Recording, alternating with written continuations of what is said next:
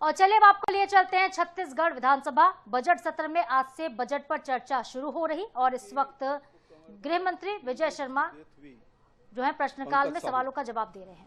क्योंकि आपके विधानसभा के हैं, क्या ये 66 लोगों में उसके नाम है? दूसरा, जीवन ठाकुर जो कांकेर जेल में बंद थे, उसकी मृत्यु रायपुर में हुई, इसके बारे में जानकारी होगी? जानकारी है तो कृपा करके बता दें।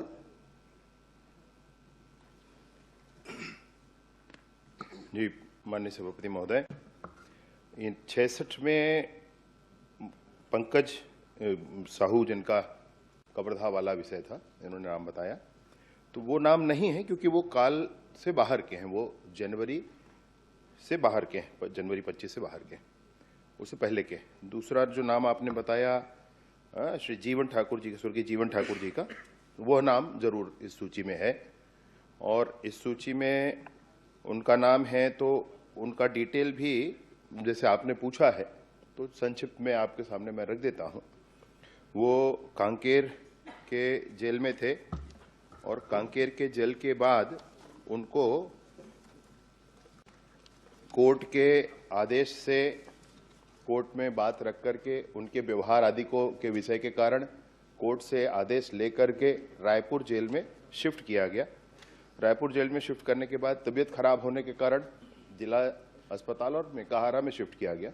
वहाँ हॉस्पिटल में उनकी मृत्यु हो जाती है और उस मृत्यु के उपरांत जो प्रक्रिया करनी होती है कि जेल अधीक्षक डीजे को सूचना करेंगे, डीजे एक समिति किसी को वो जांच का कार्य सौंपेंगे और फिर वो जांच की प्रक्रिया आगे चलेगी। ये प्रक्रिया भी समय पूर्वक की गई है।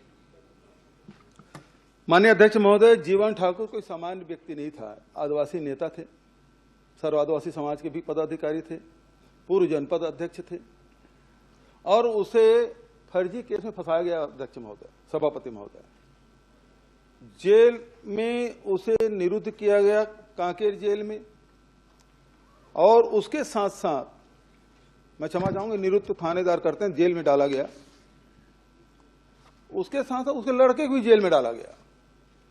लेकिन अध्यक्ष सभापति महोदय, परिवार के चूंकि वो शुगर से पीड़ित थे, समय पे उसको दवाई उपलब्ध नहीं होती थी और जो जेल अधीक्षक है उसकी बहुत सारी शिकायतें हुई कि ये मिलने नहीं देते, इलाज कराने नहीं देते, डॉक्टर के कहने के बाद भी उसे हॉस्पिटल में नहीं ले जाते थे और उसकी स्थिति गंभीर हो गई, जिसकी शिकायत आदिवासी समाज ने किया। आदिवासी समाज ने चक्का जाम भी किया, पूरे बस्तर में किया और इसकी जांच की मांग की गई थी। और इसमें क्या जांच की गई?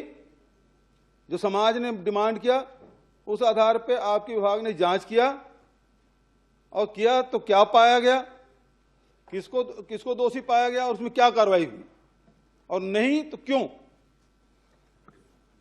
माननीय सभापति महोदय, मैं थोड़ा विस्तार से इस विषय पर जानकारी उपलब्ध करा देता हूं।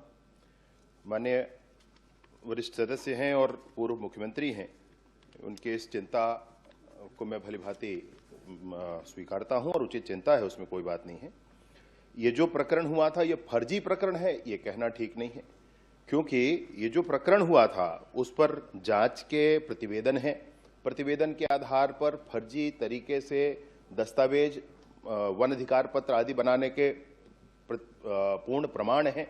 उन प्रमाणों के आधार पर दर्ज हुआ प्रकरण है। प्रकरण दर्ज होने के बाद 8 लोग गिरफ्तार हुए, अकेले नहीं है। और उस पूरी गिरफ्तारी के उपरांत जो विशेष घटना इनके साथ थी वो मैं जरूर आपको बताना चाहता हूं और मैं निवेदन करता हूं सभी से कि ध्यानपूर्वक इस विषय को जरूर रखें, सुने और इस पर ध्यान दें। ये 12 अक्टूबर 25 को कांकेर जेल में लाया गया। इनको, जैसे कि माननीय सदस्य ने बताया कि इनको शुगर की परेशानी थी, बिल्कुल सही है माननीय सभापति महोदय। 12 अक्टूबर 25 को कांकेर जेल में लाया गया। 13 अक्टूबर 25 से 17 अक्टूबर 25 तक इनको इनकी तबीयत के कारण कांकेर के मेडिकल कॉलेज एवं अस्पताल कांकेर में भर्ती किया गया। जब ये वहां भर्ती थे तो परिवार के लोग भी आकर मिलते रहे, वो साथ भी रहे, उसमें कोई बात नहीं थी माननीय सभापति महोदय। उसके बाद दोबारा फिर से ये वहां गए, जेल में रखा गया। जेल के बाद फिर से 17 अक्टूबर के बाद 26 अक्टूबर 25 से 3 नवंबर 25 तक फिर से ये कांकेर के हॉस्पिटल में रहे और तब फिर भी परिजन इनसे आते रहे और मिलते रहे। सिर्फ परिजन ही नहीं, कांकेर के जेल में बहुत से लोग इनसे आकर के मिलते रहे। जैसे कि माननीय सदस्य ने बताया कि वो एक नेता भी थे और उसके नाते अनेक लोगों से परिचय, और परिचय के बाद उनकी मुलाकात, किसी मुलाकात को नहीं रोका गया, सारी मुलाकातें उनसे होती रहीं। माननीय सभापति महोदय, मैं इस बात को बताना चाहता हूं कि वहां पर जेल के अंदर जो कुछ हो रहा था उसके संदर्भ में जेल के अधीक्षक का प्रतिवेदन है। जेल के अधीक्षक ने न्यायालय से यह कहा कि ये सहयोग नहीं करते हैं। जेल में मैं आप एक और बड़ा मसला है जो आपसे कहना चाहता हूं, जेल के डॉक्टर ने यह कहा बार बार कि उनको बार बार कहा जाता है भोजन करें, बार बार कहा जाता है कि ऐसे परहेज करें, परंतु वो परहेज नहीं करते हैं। जेल के अधीक्षक ने कहा कि अपना शुगर बढ़ जाए ऐसी कोशिश में वो बार बार अन्य जो लोग हैं उनसे ऐसी कुछ सामग्रियां जिससे शुगर बढ़ती हो उसका उपभोग कर ले रहे हैं। ये मुझसे नहीं कहा, ये कोर्ट में कहा माननीय सभापति महोदय, और फिर कोर्ट ने ये कहा कि ऐसी स्थितियां अगर बनी हैं जिसके कारण वो सहयोग नहीं कर रहे हैं, किसी भी तरह से शुगर बढ़ गया है ये बता करके वो या तो हॉस्पिटल में जाना चाहते हैं या अन्य अपने प्रयास में लगे होंगे, ऐसा कह के कोर्ट ने, मजिस्ट्रेट ने ये कहा, जुडिशियल मजिस्ट्रेट ने यह कहा कि इनका स्थानांतरण जो चाहा गया है वो कर दिया जाए। तब उनको रायपुर में लाया गया माननीय सभापति महोदय। तो न परिवारजनों के मिलने से, न अन्य गणमान्य लोगों के मिलने से, ना ही उनके संदर्भ में, उनके चिकित्सा के संदर्भ में कोई कोताही बरती गई। हर बार उनको हॉस्पिटल में जब भर्ती कराया गया, स्थानीय उस हॉस्पिटल में लोग जाकर के देखते हैं, डॉक्टर्स जाकर के देखते हैं, तो डॉक्टर्स ने भी जाकर के देखा, परीक्षण किया, उचित दवाइयां दी, परंतु वो व्यक्तिगत तौर पर बार बार ये कहे, इस बात को मैं नहीं कह रहा हूं, ये बात कोर्ट ने कही है माननीय सभापति महोदय। उसके आधार पर रायपुर लाया गया। रायपुर में तबीयत ज्यादा बिगड़ी और वो दुर्घटना हो गई। माननीय सभापति महोदय, बहुत विस्तार से माननीय मंत्री जी जवाब दिए और इन्होंने ये कहा कि वो मरीज जो नहीं, मंत्री जी कितना भी अच्छा उत्तर दे इसमें तो आप संतुष्ट होंगे नहीं, दोनों वो जो आपने पूछा है उसमें, और आखिरी क्या करेंगे ये भी तय है। नहीं, आप जो कहेंगे वो कर लेंगे। ये आपको कैसे पता चलता है? मतलब ये आप लगाए ब्रह्मज्ञानी है, सोच के रखे हैं कि हम लोग को जवाब नहीं मिलना है। जो आप तय करके रखे हैं उसको जल्दी समाप्त कर दीजिए। दूसरा प्रश्न है। नहीं, क्योंकि अजय जी बहुत गंभीर मामला है, किसी के मृत्यु का मामला है।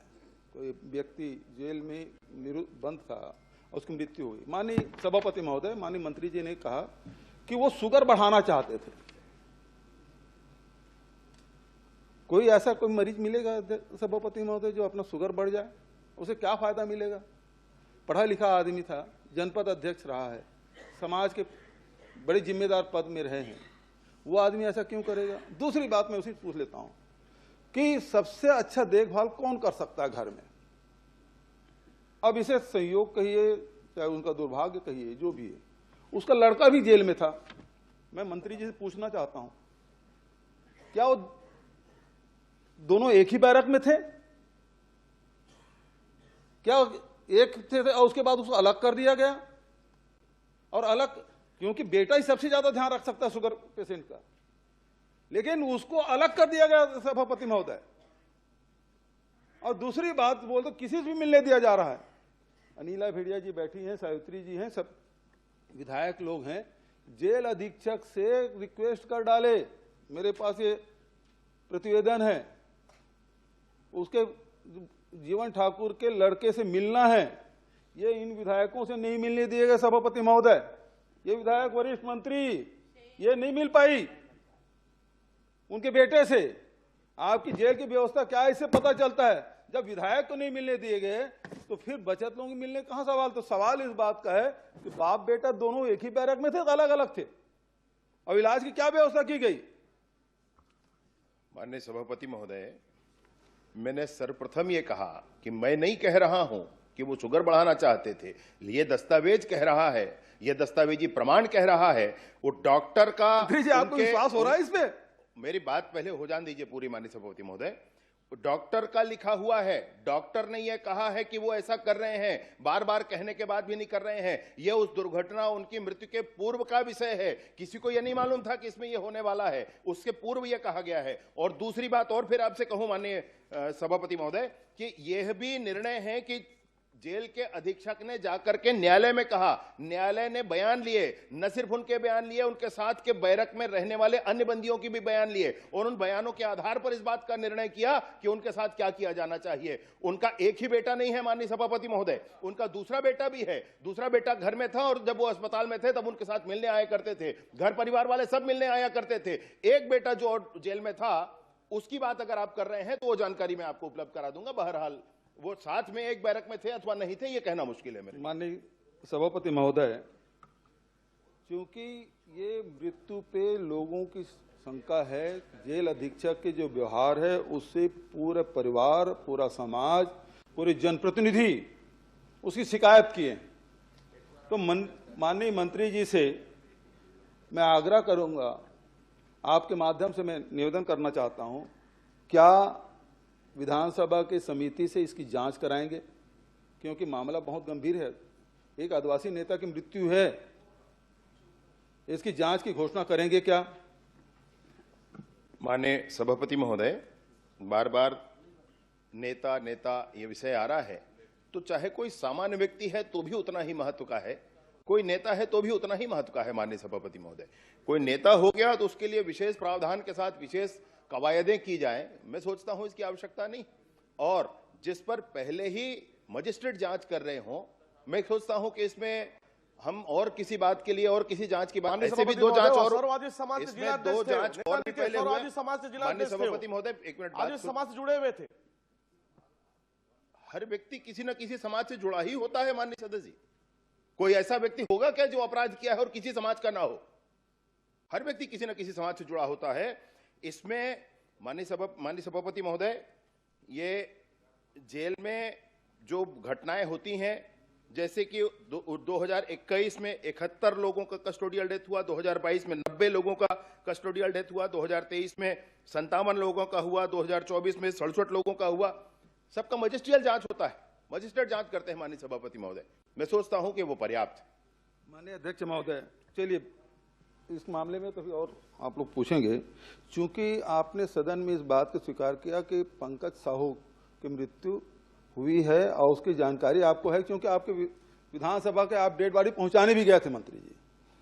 तो क्या उसकी जांच हुई और उस जांच में क्या पाया गया?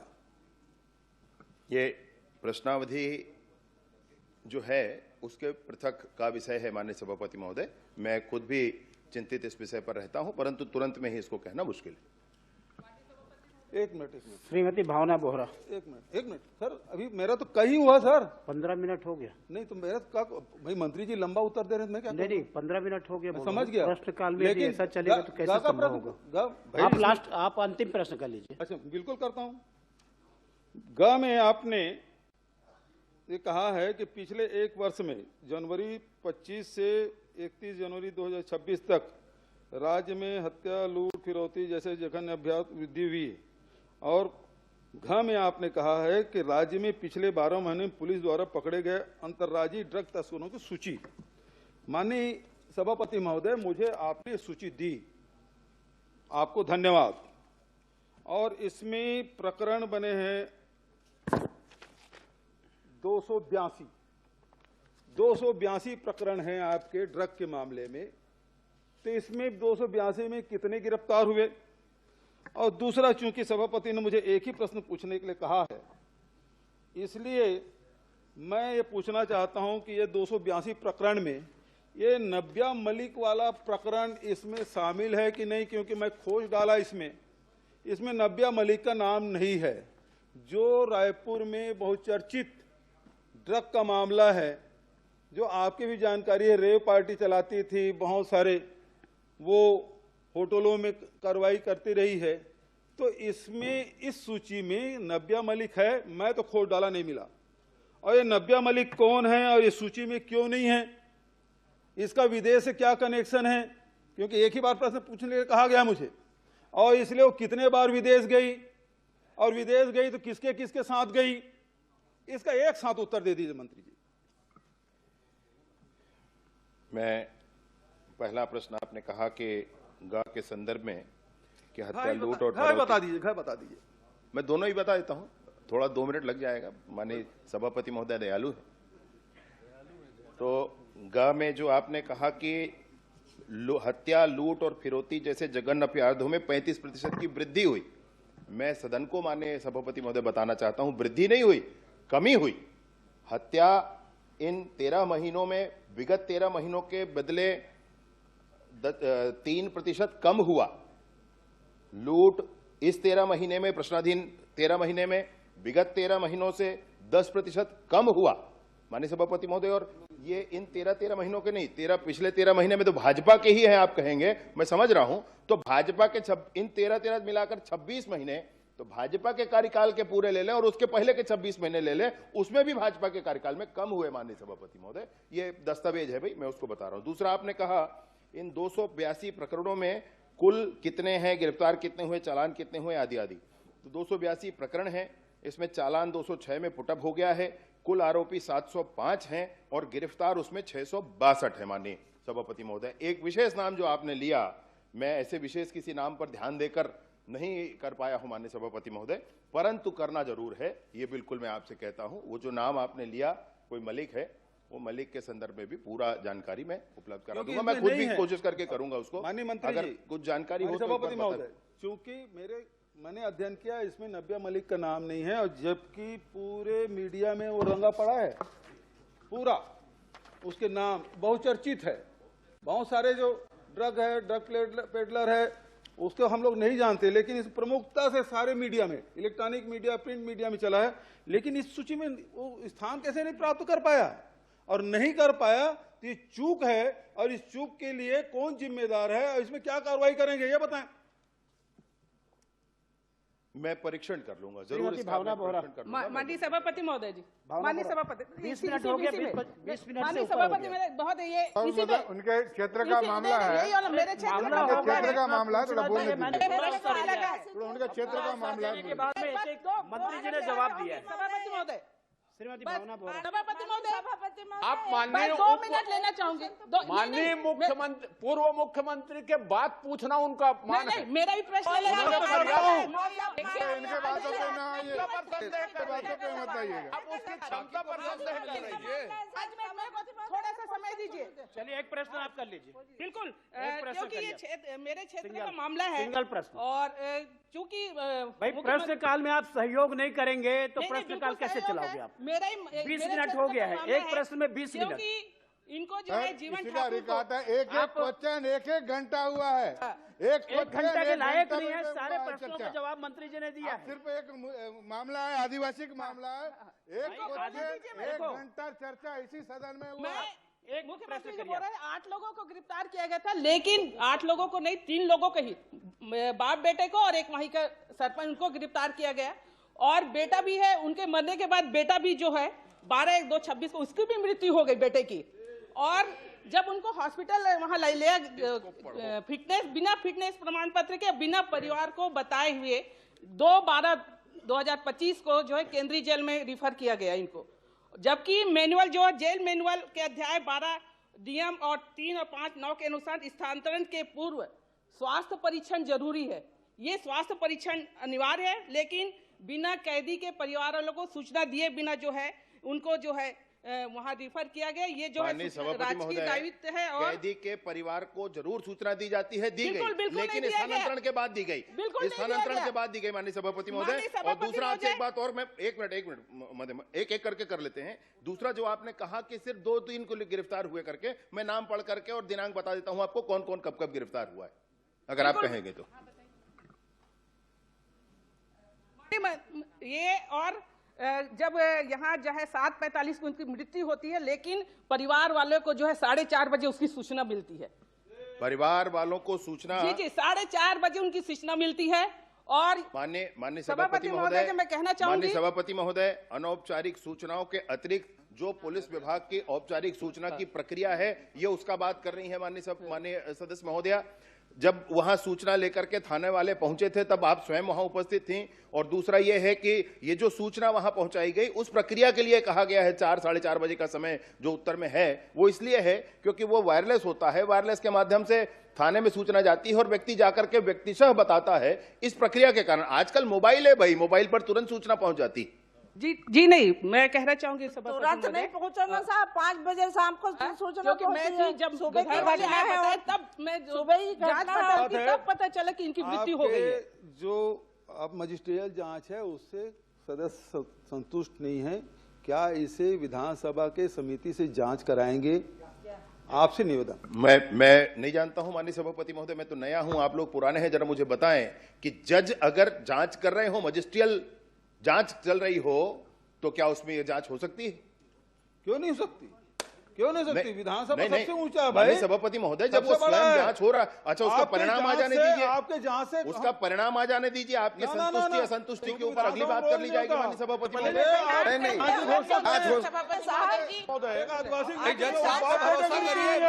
करता हूँ बार बार नेता और आदिवासी शब्द का उपयोग करना उचित नहीं है।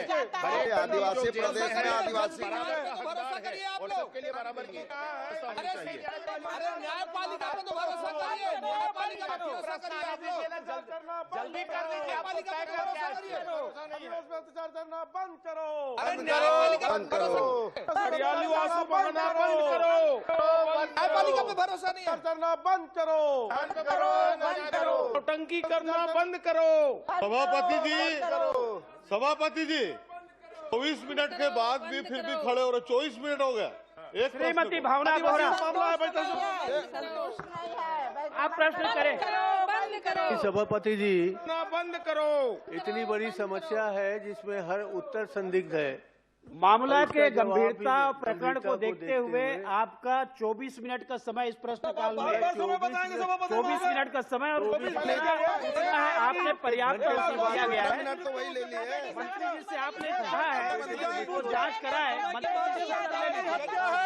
न्यायपालिका पे तो भरोसा करिए। ये सरकारी हत्या है, एक आदिवासी नेता को तिल का मारा गया है। उत्तर सही दीजिए। ये सरकारी हत्या है सभापति चलेगी। गलत जानकारी दे रहे हैं। बंद करो, अत्याचार बंद करो, नौटंकी करना बंद करो। महोदय जी, मेरा प्रश्न माननीय मंत्री जी से ये है कि मुख्यमंत्री ग्राम सड़क योजना हरियाली आंसू बहाना बंद करो और नवीनीकरण सड़क है उसकी जानकारी मैंने चाही थी। मैं धन्यवाद करूंगी आदरणीय मंत्री जी का कि स्वीकृत सड़कों की जानकारी मेरे पास उपलब्ध है, लेकिन जो नवीनीकरण की सड़कों की जानकारी मांगी गई थी उत्तर में आया है कि उसकी जानकारी निरंक है। और महोदय जी, विभाग से जो जानकारी एकत्रित हुई है उसके अनुसार पिछले 10 वर्षों में एक भी सड़क का नवीनीकरण नहीं हुआ है। लगभग 45 ऐसी सड़कें हैं जिनको 5 से 10 साल हो चुका है। तो मैं जानना चाहूंगी आपके माध्यम से आदरणीय मंत्री जी से कि क्या मापदंड है कि 10 साल पुरानी सड़कों का नवीनीकरण नहीं हुआ है, और नहीं हुआ है तो किस प्रक्रिया के तहत आगे होने वाला है मुख्यमंत्री ग्राम सड़क योजना के तहत? माननीय सभापति महोदय, माननीय सदस्य ने जो प्रश्न किया है तो उसके संदर्भ में यह है कि नवीनीकरण के संदर्भ में बजट की उपलब्धता के आधार पर नवीनीकरण 5 वर्षों बाद उसको किया जाता है। तो पिछले 2 वर्षों में तो नवीनीकरण के कोई बजट नहीं थे, इसलिए कोई काम नहीं था। इस बार नवीनीकरण का बजट आया है, इस बार आगे काम करेंगे इस पर। क्योंकि इसमें आपकी और हमारे दोनों विधानसभा की लगभग 45 ही सड़कें महोदय जी जो चलने की स्थिति में भी नहीं है। तो मैं निवेदन करूंगी अगर बजट है तो कृपया ये सूची मेरे पास है उसको प्राथमिकता में जरूर स्थान देंगे, ऐसे मुझे उम्मीद है। आगे महोदय जी, मेरा प्रश्न ये है कि 6 ऐसी सड़कों की सूची जिसमें मुख्यमंत्री सड़क विकास, ये तो घर का मामला है, इसमें विधानसभा का है जरूरत है माननीय अध्यक्ष महोदय, दोनों बैठ के हल कर ले। पूछना पड़ रहा है मंत्री जी से मिल ले। इसका मतलब क्या है? इसका मतलब ये सभापति महोदय, जिले का मामला है, पड़ोसी मामला है और उसके बाद प्रश्न करना पड़ रहा है। इसका मतलब दूरिया बहुत है अजय जी। नहीं, दूरिया नहीं, यही विधानसभा की पारदर्शिता, यही विधानसभा की पारदर्शिता और सदन का महत्व है कि इसी बहाने बाकी लोगों की भी ये विषय संज्ञान में आ जाए। बस बाकी चर्चा तो रोज होती, चर्चा की चिंता नहीं। माननीय सदस्य भावना बोहरा जी ने माननीय सभापति महोदय इसलिए इस विषय को लाया कि सबको ध्यान रहे। प्रदेश में 56 सड़कों में से सिर्फ 4 वहां गए, बाकी पूरे प्रदेश में गए। दूसरे वर्ष में प्रदेश के 59 सड़कों में से सिर्फ 9 वहां गए, बाकी पूरे प्रदेश में गए। मतलब पूरे प्रदेश की चिंता हो रही है, इसलिए इस प्रश्न को लाया गया है। गलतफहमी में कोई ना रहे, मतलब ऐसा। आदरणीय सभापति महोदय जी, मैं एक प्रश्न और इसमें पूछना चाहूंगी कि 6 ऐसी सड़कें जो मुख्यमंत्री सड़क ग्राम विकास योजना के तहत स्वीकृत हुई थी, लेकिन जिसकी राशि पर्यावरण एवं अधोसंरचना की निधि से निर्मित किया गया उस रोड को, और अब इसको लगभग 5 से 10 साल वापस से हो चुके हैं और विभाग इस विषय पे अभी तक कंफ्यूज है या स्पष्ट नहीं है कि आने वाले नवीनीकरण किस मद से होगा। क्या इसका मद मुख्यमंत्री ग्राम सड़क योजना में आएगा या पर्यावरण विकास संरचना के अंतर्गत आएगा? कौन इसके नवीनीकरण के लिए जिम्मेदार होगा? क्योंकि जो 45 सड़कें हैं जो नवीनीकरण में हैं, उनमें इस सड़कों का, इन 6 सड़कों का नाम नहीं है। ये स्थिति भी है कि चलने की स्थिति में आज नहीं है। तो ये जो सड़कें हैं वो किस मद में, किस निधि में जाकर आगे नवीनीकरण इसका होना है, कृपया इसको भी एक बार संज्ञान में ला दें। मंत्री जी आप जवाब देंगे? सभापति महोदय, आप जवाब देंगे? मैं इसको एक लाइन को पढ़ रहा हूं। पुरानी सड़कों के नवीनीकरण हेतु स्वीकृति निरंक है। ये बजट सत्र है, इस बात को भावना जी ने जी आपको याद दिलाई है, तो निरंक न रहे इसकी व्यवस्था आप बनाएंगे, ऐसा वो चाह रही है। ये निरंक प्रश्नाधीन समय के लिए है माननीय सभापति महोदय, भविष्य के लिए नहीं है। सभापति मेरे दूसरे महोदय, प्रश्न का भावना ने कृपया भावना मेरे व्यक्त दूसरे- कर दी, केवल वो पंडरिया का मामला नहीं है। भावना की भावना ये है कि पूरे प्रदेश में हो। जी बिल्कुल। मेरे दूसरे प्रश्न का जवाब नहीं आया महोदय जी, मैंने फिर से अपना प्रश्न रिपीट करती हूँ। 6 ऐसी सड़कें हैं जो मुख्यमंत्री ग्राम सड़क योजना के तहत स्वीकृत हुई थी, लेकिन जिसकी राशि पर्यावरण अधोसंरचना की विकास निधि से निर्मित हुआ है। इन सड़कों को भी लगभग 5 से 10 साल हो चुके हैं, नवीनीकरण की इसको जरूरत है। तो विभाग इसमें पूरी तरह से स्पष्ट नहीं है कि कौन से मद से नवीनीकरण होगा, क्योंकि जो 45 सड़कें नवीनीकरण की सूची में है, इन 6 सड़कों का उसमें जिक्र नहीं है। तो किस मद से और कब तक ये हो पाएगा, कृपया उसे एक बार जानकारी दे दें। ये जो भी मुझे ये नहीं मालूम है माननीय सभापति महोदय कि माननीय सदस्य किस 6 सड़कों की बात कर रही हैं। मेरे पास सूची है महोदय जी, मैं आप चाहें तो मैं इसको पढ़ भी सकती हूँ। बकेला से खामी, खैरावार से बोरतरा, देवसरा से गोरखपुर कला, आवश्यकता नहीं है, से मैं तोरला, सोचता हूँ। ऐसी 6 सड़कें हैं ये। जी, बात प्रक्रिया की है तो एजेंसी मुख्यमंत्री ग्राम सड़क योजना या ये रही है, परंतु मद किसी और इसका था, राशि किसी और मद की थी। अब कालांतर में इस रोड को पुनर्निर्माण के लिए, नवीनीकरण के लिए लिया जा सकता है, किसी भी मद से लिया जा सकता है माननीय सभापति महोदय, चाहे इस विभाग के मद से, कहीं और से मद आता है तो भी लिया जा सकता है। कार्य एजेंसी के नाते मुख्यमंत्री ग्राम सड़क योजना तब तक, जब तक कि इसको किसी और सड़क को किसी और को हैंडओवर न किया जाए, तब तक इस पर काम कर सकती है। हैंडओवर तो पहले ही हो चुका है क्योंकि कार्य कंप्लीट है, नवीनीकरण की बात है। तो मैं निवेदन करूंगी मैं कि उसको जो 45 सड़कें हैं, इन 6 सड़कों को भी उस नवीनीकरण की संख्या में जोड़ा जाए। तो टोटल 51 सड़कों की गिनती जब नवीनीकरण हो तो ये 6 सड़कों को जोड़कर 51 सड़कों की जिला की नवीनीकरण की स्वीकृति भविष्य मिले, ऐसी मैं उम्मीद आदरणीय मंत्री जी महोदय से करती हूँ। और उसके अलावा महोदय जी एक विषय जो संज्ञान में लेना चाहूंगी, प्रश्न नहीं है लेकिन एक बार जानकारी में होना चाहिए, इसलिए मैं इस बात को जरूर बोल रही हूँ कि मुख्यमंत्री ग्राम सड़क योजना के तहत एक बांगर मेन रोड से लेकर के कोटना पानी टोला पारा तक के मुख्यमंत्री ग्राम सड़क योजना में इसकी स्वीकृति 138.61 लाख रुपए की शासकीय स्वीकृति मिली। उसके बाद स्वीकृति को निरस्त किया गया ये बोल करके कि प्रधानमंत्री सड़क के अंतर्गत ये स्वीकृति पहले ही हो चुकी है। तो मैं पूछना चाहूंगी महोदय जी कि अगर विभाग किसी सड़कों की जानकारी नवीनीकरण के लिए या फिर स्वीकृति, नई स्वीकृति के लिए देता है, तो क्या उनके पास ये डेटा अवेलेबल नहीं है कि प्रधानमंत्री सड़क पे इसकी स्वीकृति हो चुकी है, क्योंकि उसकी पुनरावृत्ति मुख्यमंत्री ग्राम सड़क योजना के तहत फिर से की गई है। तो इसमें क्या विभाग जिम्मेदार है या डेटाबेस जो है वो उपलब्ध नहीं है, क्या कारण है इसके पीछे? मैं माननीय सभापति महोदय, मैं सोचता हूं कि बहुत सामान्य सा विषय है। अगर एक विभाग के द्वारा बनाया सड़क है, पीएमजीएसवाई की अनेक सड़कें पीडब्ल्यूडी को हैंडओवर हो जाती हैं, तो जब पीडब्ल्यूडी को हैंडओवर हो जाती हैं तो फिर आगे काम उस पर पीडब्ल्यूडी करता है। लेकिन तब तक हो सकता है कि पुराने किसी प्रस्ताव में उस सड़क का नाम पीएमजीएसवाई में भी नवीनीकरण वगैरह में रहा हो, ऐसी कोई स्थिति होगी। मैं जो भी बात इसमें आएगी, मैंने जो विषय आएगा सामने, मैं बिल्कुल देख लूंगा माननीय सभापति। श्री विक्रम मंडावी। माननीय सभापति महोदय, जो मैंने प्रश्न डाला तो मेरे प्रश्न के मूल अंश का जवाब आया ही नहीं है, और मात्र 10 मिनट पहले सदन शुरुआत होने 10 मिनट पहले ही मुझे उसका पुनः उत्तर दिया गया है। तो ऐसे में मैं कैसे प्रश्न कर सकता हूं? इसको अगले दिवस के लिए इसको आगे बढ़ा दीजिए, आपसे अनुरोध है। 10 मिनट पहले उत्तर मिला है सभापति महोदय, तो वो क्या प्रश्न करेंगे, उसमें पूरक प्रश्न क्या बना पाएंगे? जो मूल प्रश्न रंस ही नहीं है, जिससे जवाब ही नहीं आया, मात्र 10 मिनट पहले दिया गया है मुझे इससे जवाब। एक बार देख लीजिए ना उसको। माननीय सभापति महोदय, ये इस प्रश्न में बढ़ोतरी ही हुई है, उसमें कुछ परिवर्तन नहीं हुआ है। एक तथ्य था, एक और तथ्य माननीय सदस्य के ध्यान में आ जाए, इसलिए एक और तथ्य को जोड़ करके लाया गया। पहला विषय है। दूसरा विषय ऐसा है कि इस पर जैसी व्यवस्था माननीय सदस्य चाहें, मुझे आपत्ति नहीं है माननीय सभापति महोदय, आप निर्णय कर सकते हैं। आगे डेट के लिए कार्यवाही को बढ़ा दीजिए।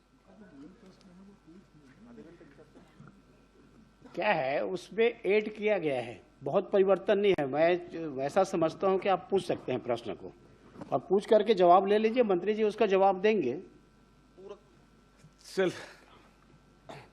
माननीय सभापति महोदय, मंत्री जी से प्रश्न पूछना चाहता हूं कि जो आपने जो उत्तर दिया, पूरा प्रश्न के उत्तर पर जो दिया है कि कुल 1496 इनामी आत्मसमर्पण नक्सलियों ने आत्मसमर्पण किया है, तो इनकी कुल घोषित राशि कितनी है?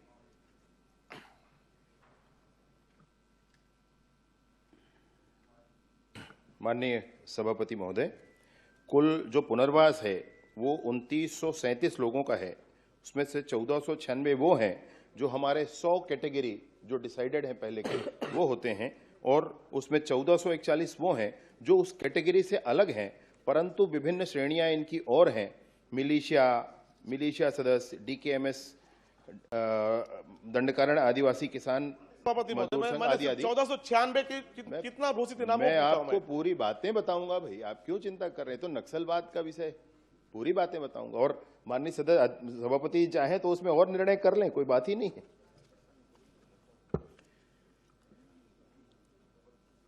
ये जो 1496 के लिए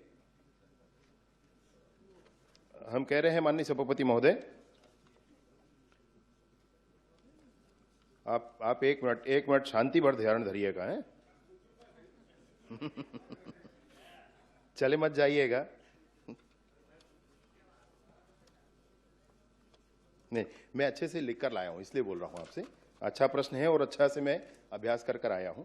ये जो इनामी नक्सली हैं उनके लिए कुल मिलाकर 1496 हैं, और इनके लिए जो कुल राशि है वो 5,64,00,000 रुपया ऐसा है जो इनको दिया जाना है कालांतर में। 3 वर्ष का समय होता है, 3 वर्ष के बाद इनको राशि इनको मिल जाएगी इनके खाते में। ये वही राशि है 5,64,00,000 रुपया। जी माननीय सभापति महोदय, जो पहले जो उत्तर पुस्तिका में आया था उसमें अच्छा, एक मिनट भैया, एक मिनट।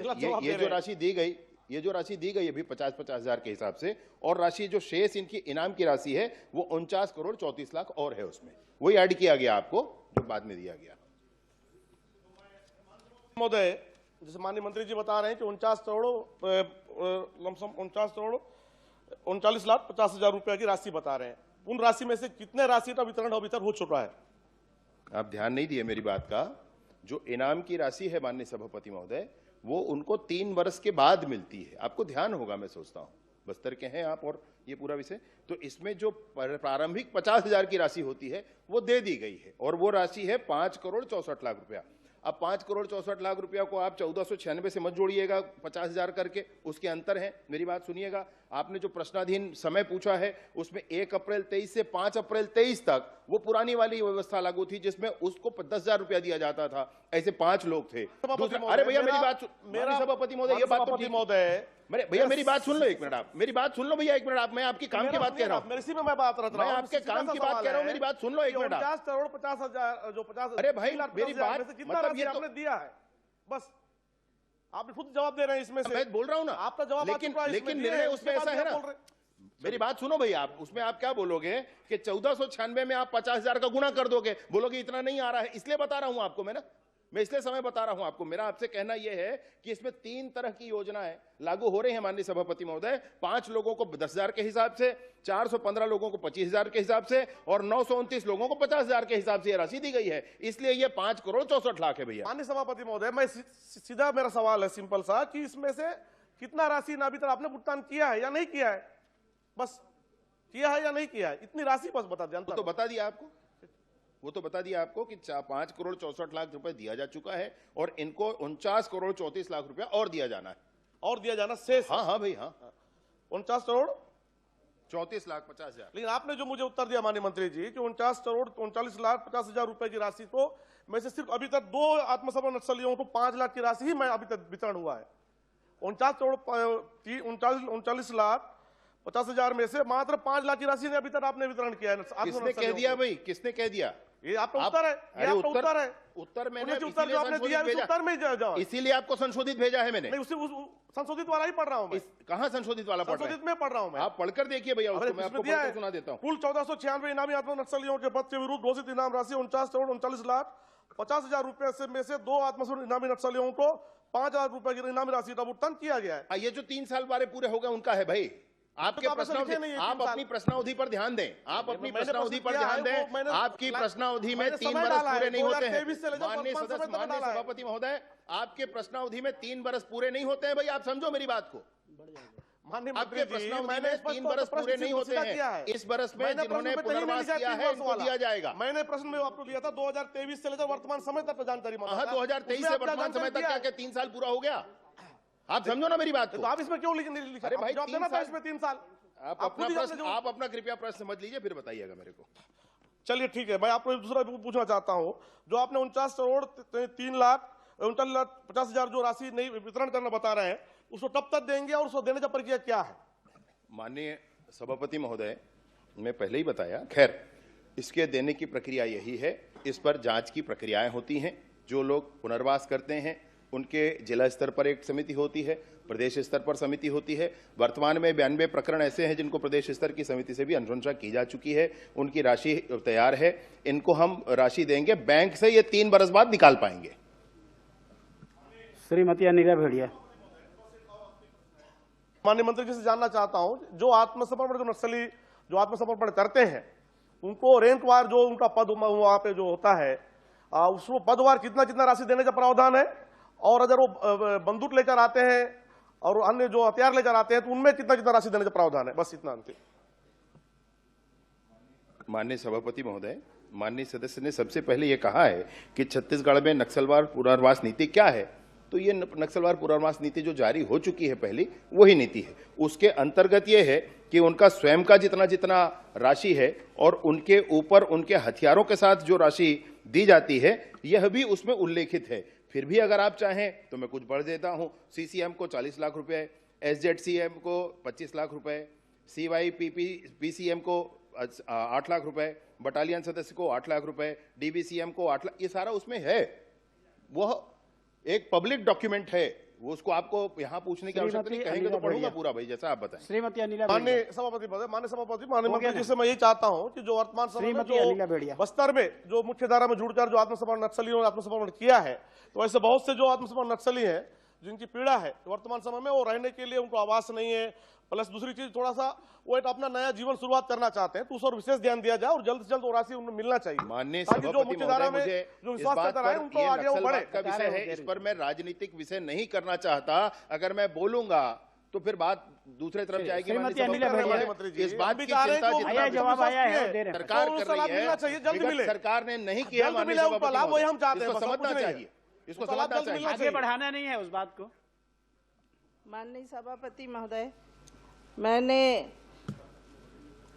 आईटीआई के प्राचार्य और प्रशिक्षण अधीक्षक के कितने पद रिक्त हैं ये पहला का क्वेश्चन किया था, और दूसरा खा क्वेश्चन को आपने काट दिया गया है, उनका कोई जवाब नहीं दिया गया है, जिसमें language English communication skill English language व हिंदी भाषा के प्रशिक्षण अधिकारियों को प्रमोशन चैनल में शामिल करते हुए पदोन्नति कब देंगे, वो क्वेश्चन को आपने काट दिया है। और इसमें सिर्फ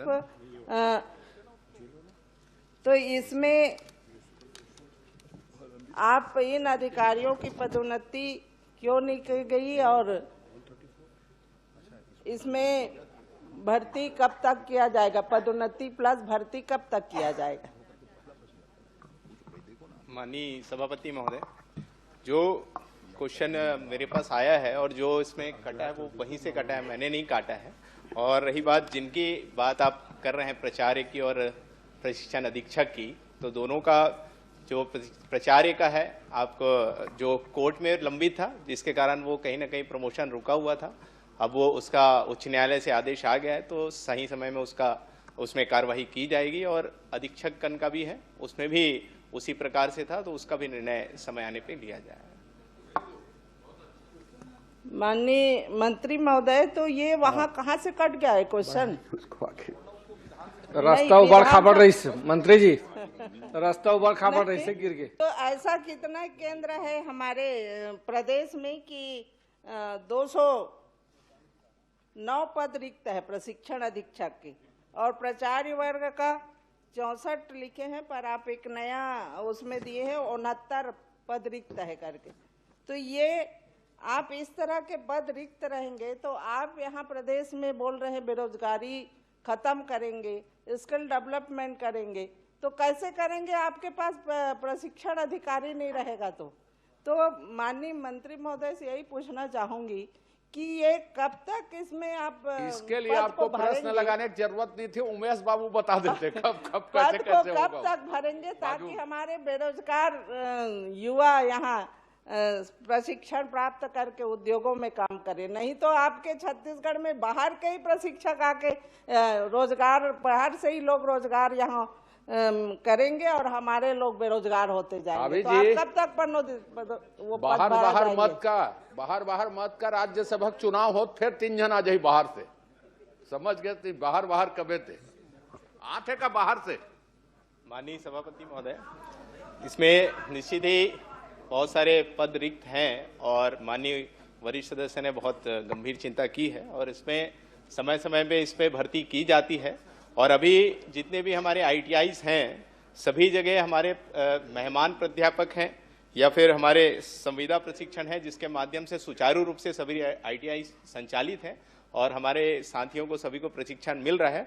और निश्चित ही इसमें भर्ती की समय अवधि बता पाना भी संभव नहीं है, लेकिन समय पे सभी चीजें की जाएंगी। श्री उमेश पटेल। माननीय सभापति महोदय, माननीय मंत्री जी ने कहा कि अभी कोर्ट से केस लगभग खत्म हो गया है, वो उसका डिसीजन आ गया है तो अब भर्तियां होंगी। तो मैं जानना चाहूंगा कि ये प्राचार्य के लिए कितने प्रतिशत पद प्रमोशन के हैं और कितनी सीधी भर्ती की है, पहला। दूसरा प्रश्न सभापति महोदय ये है कि अगर इतने प्रशिक्षक अगर अभी उपस्थित नहीं है तो मेहमान प्रशिक्षकों से आप काम करा रहे होंगे। अभी जो इस साल आपने मेहमान प्रशिक्षकों की भर्ती की होगी उसमें कितने मूल निवासी छत्तीसगढ़ के हैं और कितने बाहरी हैं, इतना बता दीजिए। अभी हमने भर्ती नहीं की है, लेकिन जो प्राचार्य का है जो 6 पद में से 5 रिक्त हैं और इसके लिए जो मैंने बताया कि उच्च न्यायालय का डिसीजन है जिसमें कार्यवाही अभी चल रही है जिसके माध्यम से होगी। और रही बात आपने जो अभी भर्ती की बात की, तो अभी भर्ती हम लोगों ने नहीं किया है। प्रश्न बहुत स्पेसिफिक है। प्राचार्य का पद आप सीधी भर्ती और प्रमोशन दोनों से करते होंगे जी, तो कितना प्रतिशत उसमें सीधी भर्ती है और कितना प्रतिशत प्रमोशन का है? क्योंकि जो कोर्ट में लगा है वो प्रमोशन का लगा है, सीधी भर्ती का तो अटका नहीं है। तो सीधी भर्ती के पोस्ट तो अपन भर सकते हैं, उसमें किसी तरह का कोई रुकावट है नहीं। प्राचार्य वर्ग 1 के पदों के लिए 25% पद हम सीधी भर्ती करते हैं और 75% पद पदोन्नति के माध्यम से भरे जाते हैं। तो निश्चित ही इसका समय बताना संभव नहीं है। श्रीमती शकुंतला सिंह। एक सेकंड, सीधी भर्ती जो कोर्ट में लंबित नहीं है, जो कोर्ट में लंबित है उसका हम मान गए, चलिए कोर्ट में लंबित। माननीय सभापति महोदय, मैं कौशल विकास मंत्री महोदय यह बताने की कृपा करेंगे कि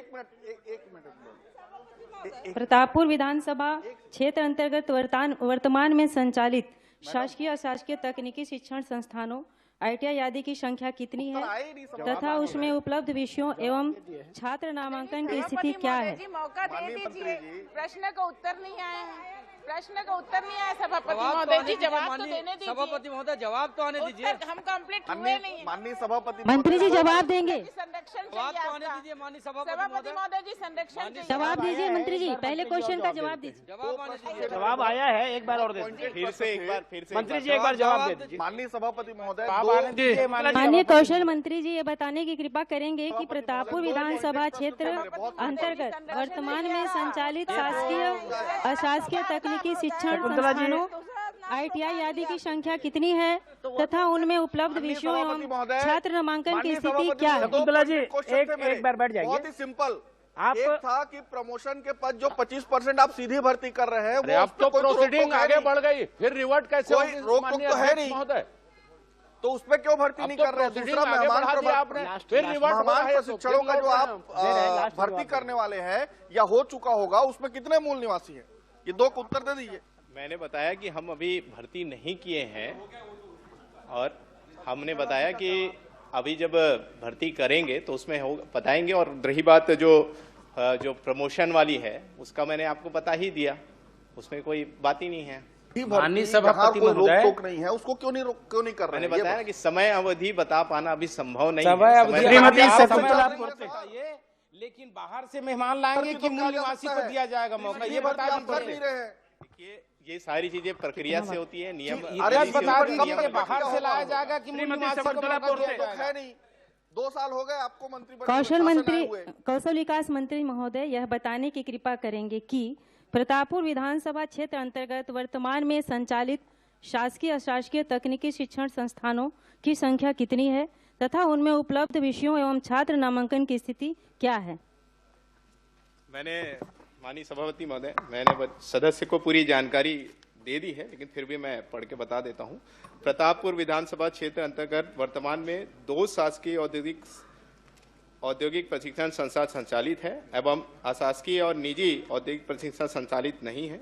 संचालित औद्योगिक प्रशिक्षण संस्था में व्यवसायवार प्रशिक्षणार्थियों को छात्रों को नामांकन संबंधी जानकारी संलग्न पत्र में है, पूरी जानकारी आपको उपलब्ध है, जिसमें हमारे ITI प्रतापपुर में computer operator and programming assistant के लिए 2 यूनिट हैं, जिसमें प्रशिक्षणार्थी छात्रों की नामांकन संख्या 47 है, महिलाओं की संख्या 21 है, पुरुष की संख्या 26 है। ये पूरी जानकारी मैंने दी हुई है।